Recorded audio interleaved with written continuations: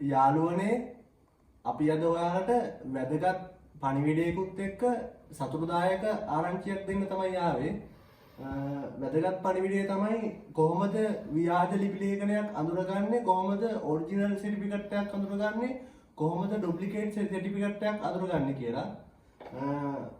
ඒකට මම ඔයාලට පොඩ්ඩක් පෙන්නන්නම් ඉස්සෙල්ලා පොඩ්ඩක්. මේ තියෙන මගේ ලයිසන් එක, මේ තියෙන මගේ ලයිසන් කාඩ් එක. මේ තියෙන්නේ ටෝච් එක. මේ පේනව නේද? සිංහයක් කියන පිටිපස්සේ මේ තියෙන 5000 කොලේ 5000 කොලේ මේ වෝටර් මාක් තියෙනවා. වෝටර් මාක් තියෙනවා. අපි ඔයාලට මේක ගැන කියන්නම්. මේ ටෝච් එක ගැන කියන්නම්. ඒ වගේම සතුටු හිතන ඒ වගේම තමයි සතුටුදායක ආරංචිය තමයි අද අපි මාව සබ්ස්ක්‍රයිබ් කරලා තියෙන, මාව ෆලෝ කරලා තියෙන 10 දෙනාගෙන් එක්කෙනෙක්ව අද තෝරනවා. එන්න බලන්න කවුද අපි තෝරන්නේ කියලා. බලන්න කියලා.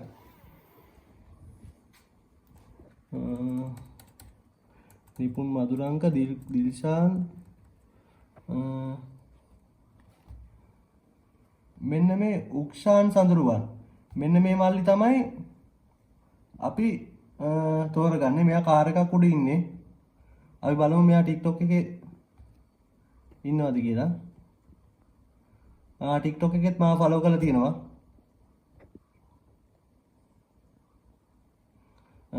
මෙන්න මේ පොඩියා කියලා තමයි යා TikTok එකේ ඉන්නේ.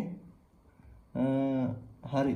මෙයාට තමයි මේ මල්ලි අපේ වීඩියෝ එක දැකපු ගමන් අපිට WhatsApp එකට මැසේජ් එකක් දාන්න, නැත්නම් අපි මැසේජ් එකක් දාන්නම්. ඔයාව ලංකාවේ කොහේ හිටියත් අපි ඔයාගෙන එනවා. ඔයාට තමයි පළවෙනි ෆන්ඩ් එක, එහෙම නැත්නම් පළවෙනි ඔෆර් එක හම්බෙන්නේ.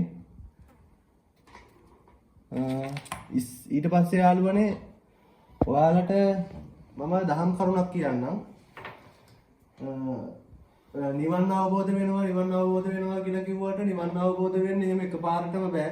ඒකට මාර්ගඵල 4ක් තියෙනවා.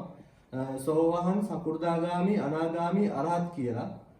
ඉස්සෙල්ලම සෝවාන් ඵලයට එන්න ඕනි.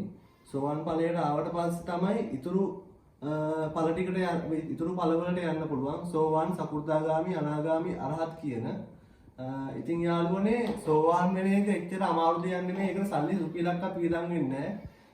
දාන, සීල, භාවනා ඔය තුන තමයි අවශ්‍ය වෙන්නේ. තමන්ට පුළුවන් විදිහකින් දානයක් තමන්ට පුළුවන් විදිහකින් දන් දෙන්න. අඩුම තරමේ පන්සිල් 8 සිල්වත් රකින්න ඕනි. ඊට පස්සේ භාවනා කරන්න ඕනි. භාවනා කරන එක නම් අනිවාර්යයෙන්ම භාවනාව ප්‍රගුණ කරපු කෙනෙක් යටතේ ඉඳන් ඕනි භාවනා කරන්න. ඒ වගේම තමයි සෝවාන් වෙන්න මහාන වෙන්නම අවශ්‍ය නැහැ.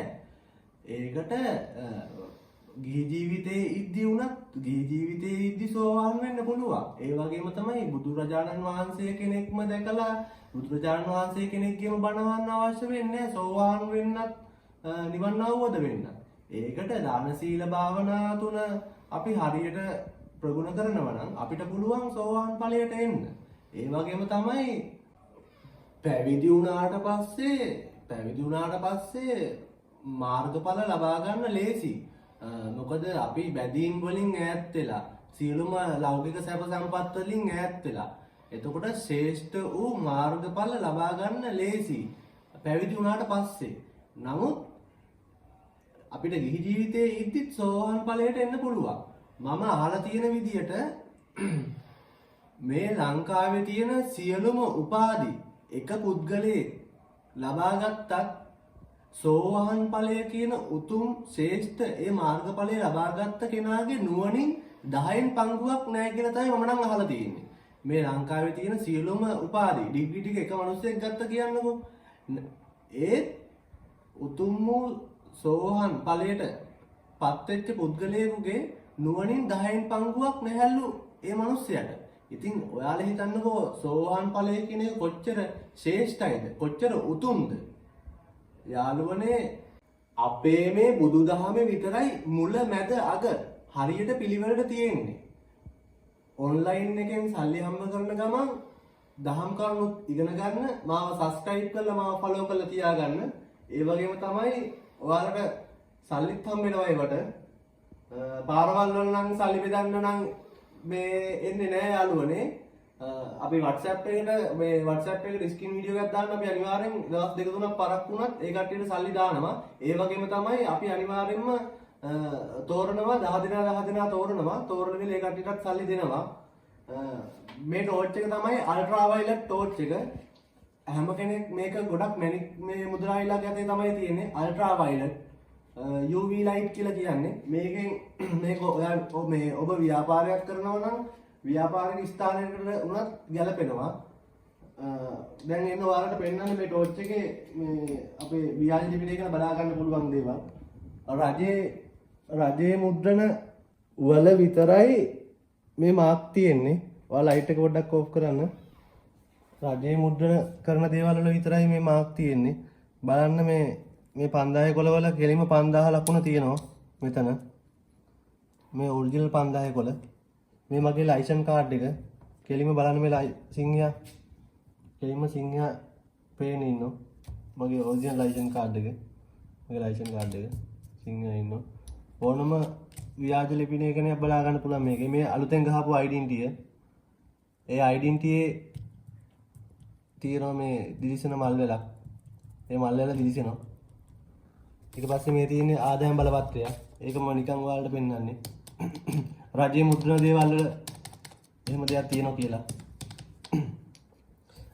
හරි එහෙනම් යාළුවනේ මේ වගේ අලුත් දේවල් ගැන දැනගන්න ඔයාලට මාව ෆලෝ කරලා මාව සබ්ස්ක්‍රයිබ් කරලා තියාගන්න. ජය වේවා.